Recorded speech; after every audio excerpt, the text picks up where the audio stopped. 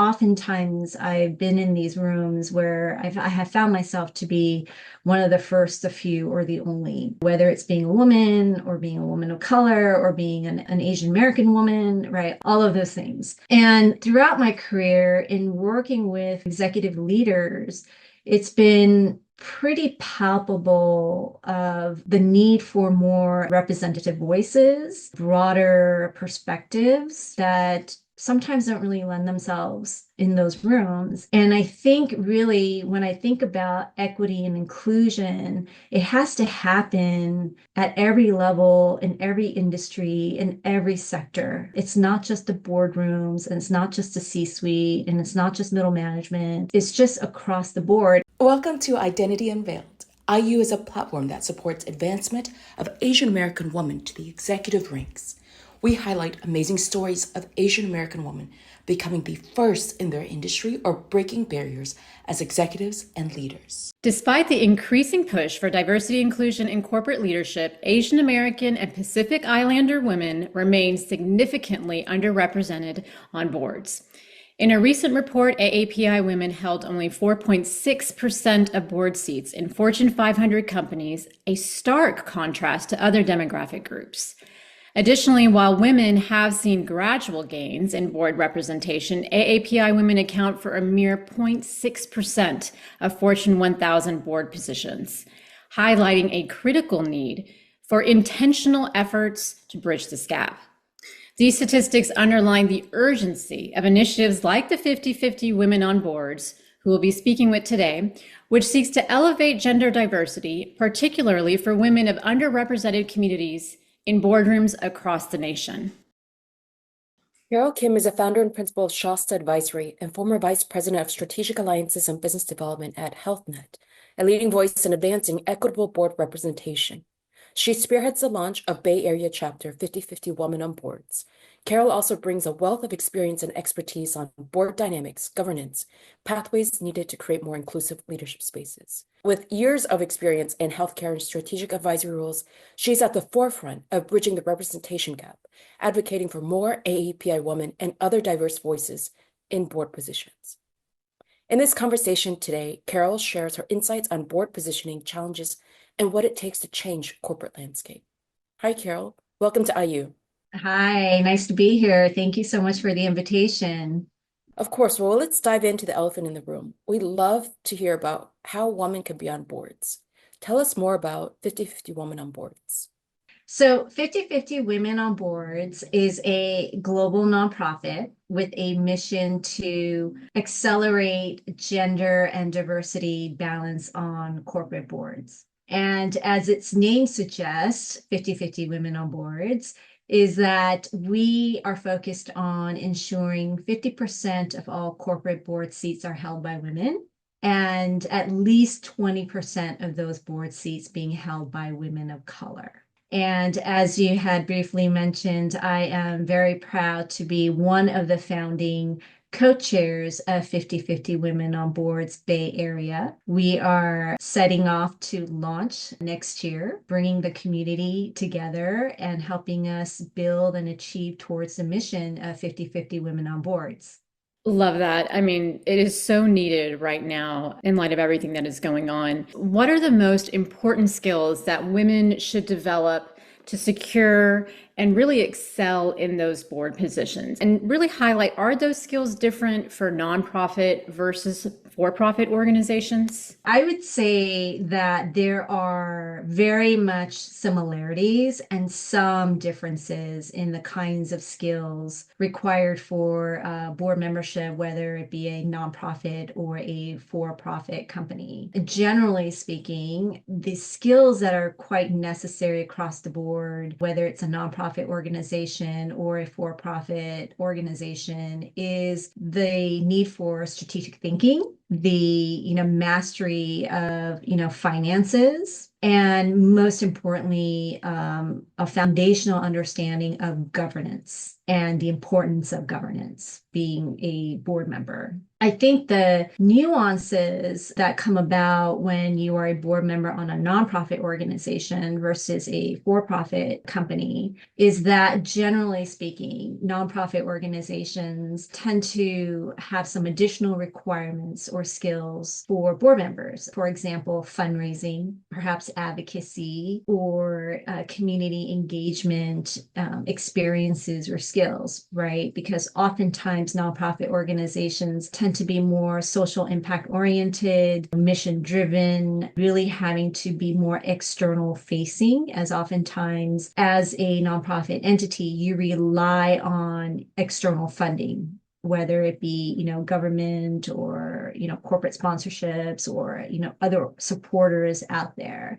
And so I would say that there's some nuances in terms of some of the additional skills or expertise or experiences that nonprofit organizations look for in a potential board member compared to a company board. Having said all of that too, though, nonprofits have a wide range, right, in terms of size and scope and financial standing. And many nonprofits, I would argue, especially those that are, for example, universities or hospital systems or foundations, their financial size and organizational structures are often very similar to companies, right, in terms of their complexity, in terms of the issues that they're having to confront. So I would say that still, all in all, whether it be a nonprofit board or a for-profit board, it's going to require individuals who have big picture thinking, who have financial acumen, an understanding of what it means to be in a governing role versus a management role. This is great, Carol. These are all great. People, when they think of joining boards, they don't think of the qualities they may need to really bring weight at the table. I'd like to move to the next question. What are the most pressing challenges women face today to gain a seat on the board? Is there something AAPI women face in particular? My perspective is that there is no shortage of talented, board-ready women leaders out there. This is not a talent issue or pipeline issue. It's a network issue. I think for women, some of the challenges is around the network piece of it, where these opportunities are being presented, where these opportunities are being discussed. They tend to be in more of the entrenched, long-established networks that women just historically have not been included. And so I think the barrier is really the access. The barrier and the challenges is around building the network. And so that really is where I see some of the barriers for women in successfully finding the opportunities for a board seat, being considered as a strong candidate, and more importantly, getting placed onto these boards. For AAPI women in particular, that's an interesting question because I think for AAPI women, there's some additional biases and challenges that are sort of pronounced. They're pronounced in the sense that there's a lot of just women generally, I think there's a lot of perception barriers to overcome. Too often the quote unquote, ideal board candidate profile tends to favor those who may have held, executive titles, right? Specifically in the C-suite, having been a previous CEO or a CFO or a COO, all the C's.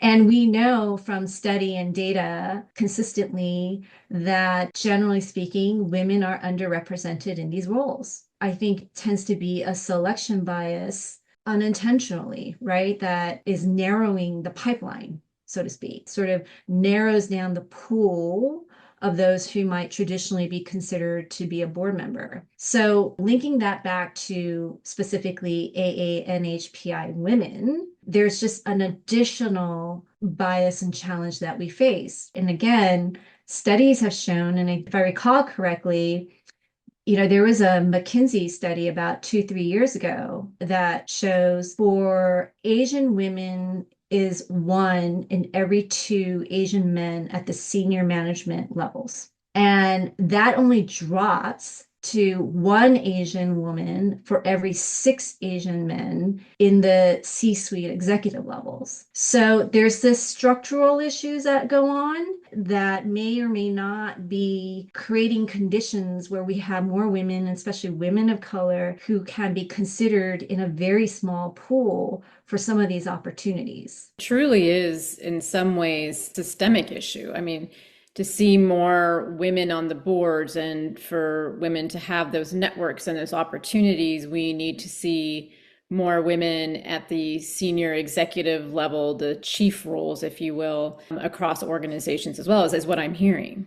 Yeah, I think that's right. I think there is very much a symbiotic relationship that goes on, right? Because I think generally speaking, we talk about what is required, right, to try and create these environments to help accelerate gender balance and diversity balance on corporate boards. I think one is certainly we have to broaden the pipeline and the selection process. And it requires, in my mind, intentionality and looking beyond the traditional methods, right? The traditional methods oftentimes being, you hire one of these executive search firms, or, you sort of reach out to your first ring of network, your inner circle, right? And I think there has to be some intentionality around what does that actually look like? I think that brings back to the idea of it's a network issue. It's not really, the pipeline is impacted by the network. What is the best way for women to go about building that network and the relationships to get on those boards? Yeah. My answer is always, when I get asked this question quite a bit, right? Like, how do I start? How do I start the journey? And I know everyone is at a different time and place in their careers, right? And different time and place in their board journey.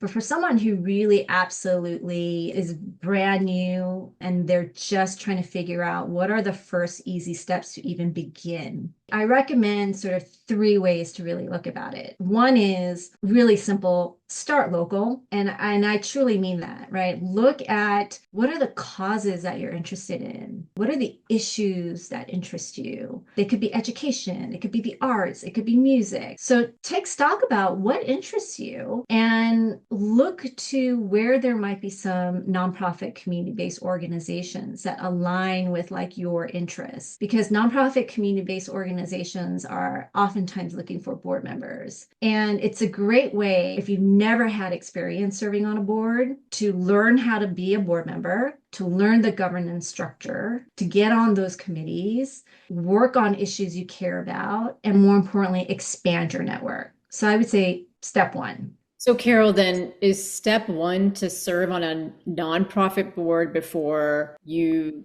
get the experience to serve on a for-profit board? Not necessarily. It is a step, especially for those who may have not had prior experience serving on any boards. And it's a way to just gain an experience, gain some perspective. I would also say a second step to this is to look at your industry. Oftentimes our professional industries, they have trade associations, they have professional societies, or even if you're a business owner, join your local chamber of commerce. Again, those generally speaking are not company board seats, but in terms of the experience, the exposure, and the proximity, there are some opportunities there, right? And more importantly, building your network, because ultimately this is all about building your network and it's about building your muscle in board experience. And I would say thirdly, if you're thinking about starting your board journey, you're really not quite sure how to go about it, there are many organizations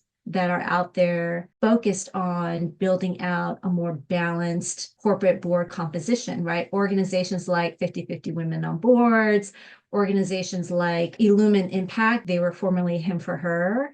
They went through a name change recently. Or even an organization like Athena Alliance, right? These are all organizations really focused around elevating talented women who are board ready. Some of these organizations are certainly membership based, but I will say that it creates a community, it creates a network, and more importantly, there's some program offerings, to really help people prepare to embark on their board journey. Carol, that's amazing. What are some common misperceptions people have about serving on boards? Yeah, I know that there's great interest, and I love seeing a lot of interest of people wanting to serve on boards. My advice is that you really have to take stock of your time. I think one of the key considerations that sometimes gets overlooked is time and whether or not you can prioritize being a board member at this point in time in your life, in your career, and in everything you have going on.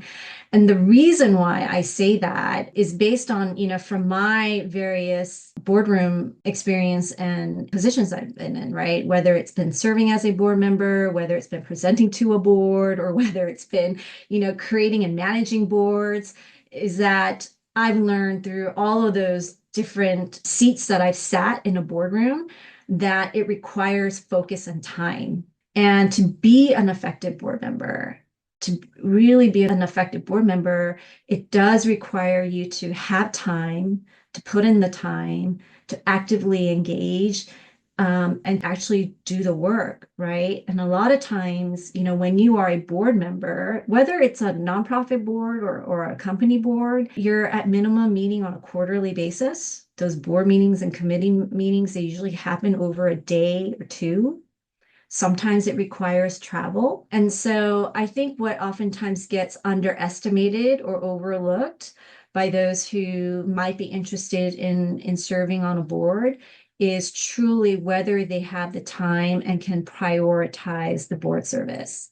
So we know that networking is definitely, the networks need to be there for women to get on boards. Once they get there, I mean, a lot of these women are serving on boards of companies where they may be the only woman on the board, or it could be a very traditional kind of male dominated organization. So how do we kind of ensure, or what needs to happen for organizations that are even considering having a woman on their board, that they have a meaningful experience and an impact in these roles?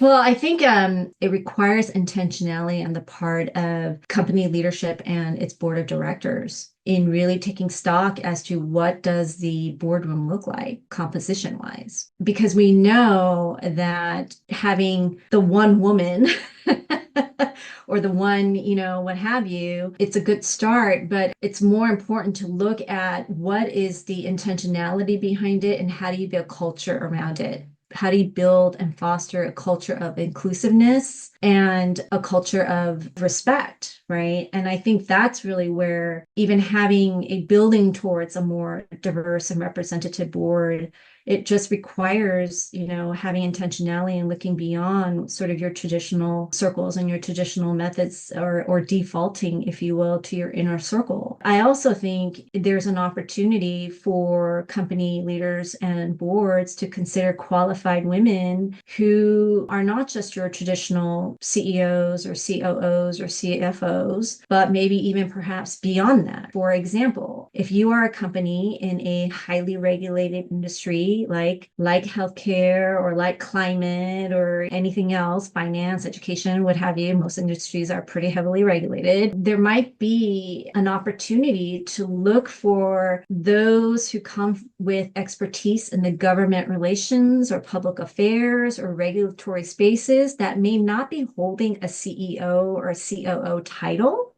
but certainly has the expertise and experience. That takes creative thinking, that it's not just the C-suite that can make a board effective. It's actually looking beyond the title. And that's what I mean about it takes intentionality, and it takes this willingness to kind of take a step back and look at what has been the traditional systemic frameworks that everyone's been operating in, and where are those opportunities where you look beyond it, right? Because the world is evolving very quickly, right? And there's a lot of these big policy issues that impact business. And it goes back to, when we say business acumen and big picture thinking are some of the skills that, companies and organizations look for in a board member. Well, part of that big picture thinking and business acumen needs to be broadened out a little bit more, that it's not just someone who's been the CFO and been looking at, spreadsheets all day, every day, all night, but really also understanding, like, what's going on in the political policy landscape? Where are these policies or laws or regulations potentially headed? What might be the downstream impact? Is there someone who has some nuanced view of what's going on in the marketplace that ultimately might impact the success of your company? So, with the Trump administration, how do you view advocacy, policy reform playing into increasing board diversity? Are there any specific policies that will make that impact? It's still early to tell, right? I think it's TBD, but I am hopeful that there will be policies and work and programs, that is really going to stay focused on making a healthier economy for all. Carol, you've taken a personal step by now opening up the 50/50 Women on Board chapter for the Bay Area. What was your pivotal moment that reinforced your commitment for advancing women and specifically even AAPI women on boards? So I will have to say that the issue around equity and inclusion has always been my guiding North Star from a career perspective, but also aligning to sort of my personal values and lived experiences. And I say that having started my career in public policy and having a trusted advisor to elected officials, and then, of course, spending my time also in the private sector.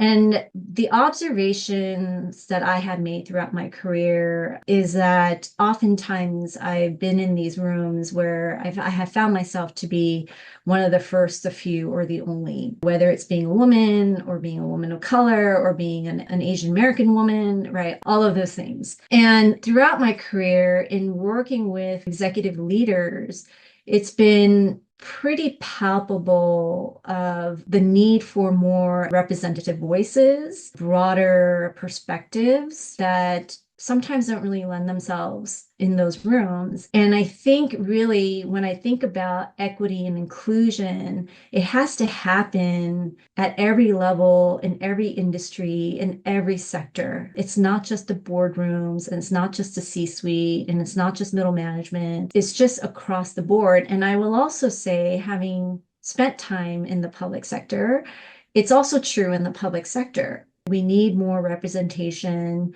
more diverse voices, even in those seats of elected positions and in those public policy making rooms. And so for me, it's a doubling down because when I look out into the world, in this country, over 50% of the population are women. Same is true globally, right? Women are half the population.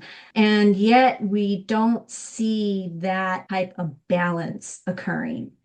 And the only way that we're going to be able to move the needle, so to speak, is to be intentional, be focused, and find strategies and ways to accelerate that mission.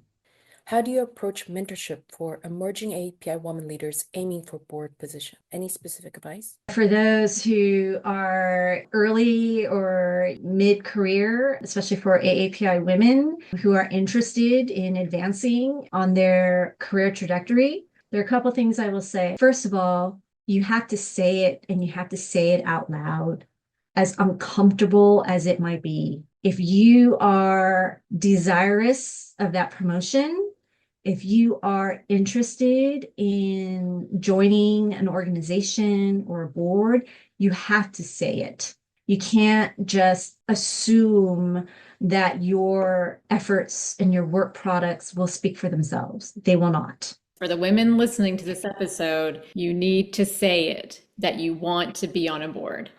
You have to have the conversation with your manager. For example, I am a manager. I want to promote to a director. If that is your goal, your aspirational goal, yes, work hard, do the work, take on those assignments, but you also have to take the opportunity to have the conversation with your manager during a performance review or not even a performance review. You don't even have to wait. Just ask for, 20 minutes and just have the conversation.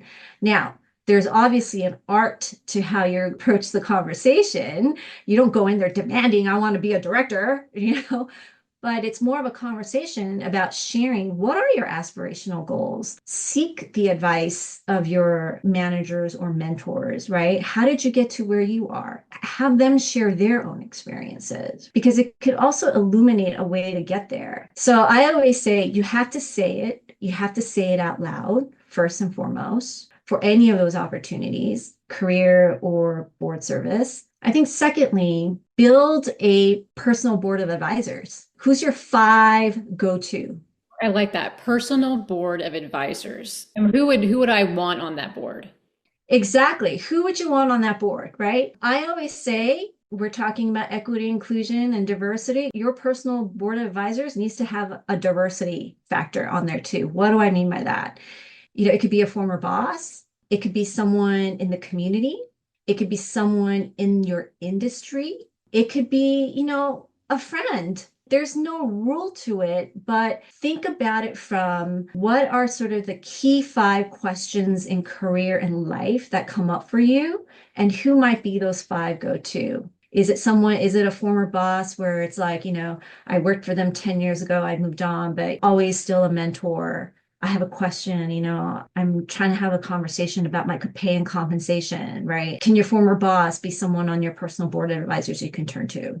Is it a former professor? So that's the way I say to folks, think about it. Say it out loud, and you must say it. Think about building a personal board of advisors, your 5 go-to. And believe me, over time, your 5 go-to may change. It may not be 5, it may be 10. It may not be 5, it may be 3. It may be 5, but you switched out some folks. Because as you progress, your needs and desires might change too. And I would say third, for anyone looking for opportunities, is you just have to step up and step out from where you are and step up and step out from your day-to-day.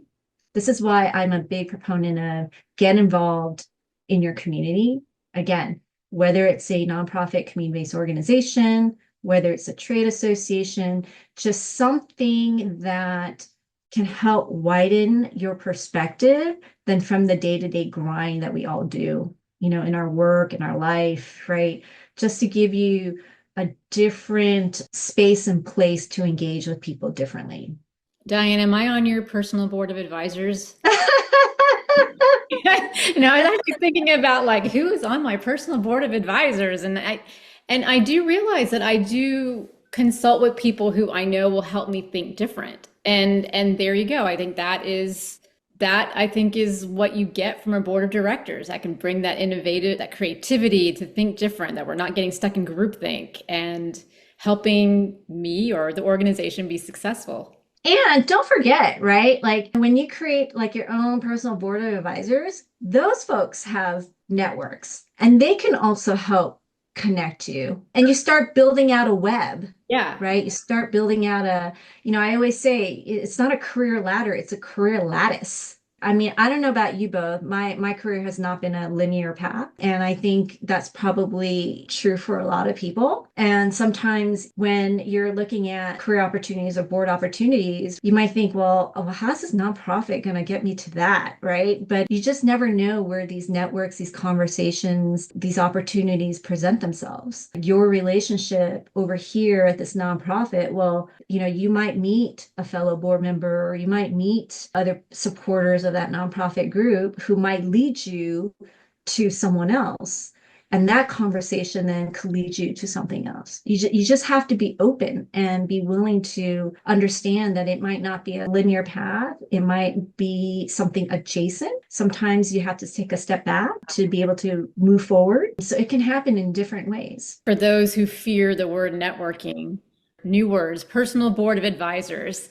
Tell us a little bit about 50/50 boards. How can you get involved? Where do we find out more information? You can go on the website, 50/50 Women on Boards. Our fearless leader is Heather Spilsbury. She is the president CEO of 50/50 Women on Boards.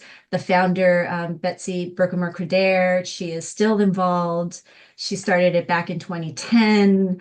We are a global nonprofit organization. So the vast majority of us, including myself, we are all volunteers, volunteering our time, our talent, and as they say, our treasure to help advance this organization. There are various 50-50 Women on Boards communities throughout the country. For example, we have one in Houston, we have it in New York, we have it in LA, we have it, so most major metropolitan areas, you will find a 50-50 Women on Boards. We are also global. We have a community of all places in Tokyo. We just launched in Nairobi. We're global. So if you go on our website, you can sign up.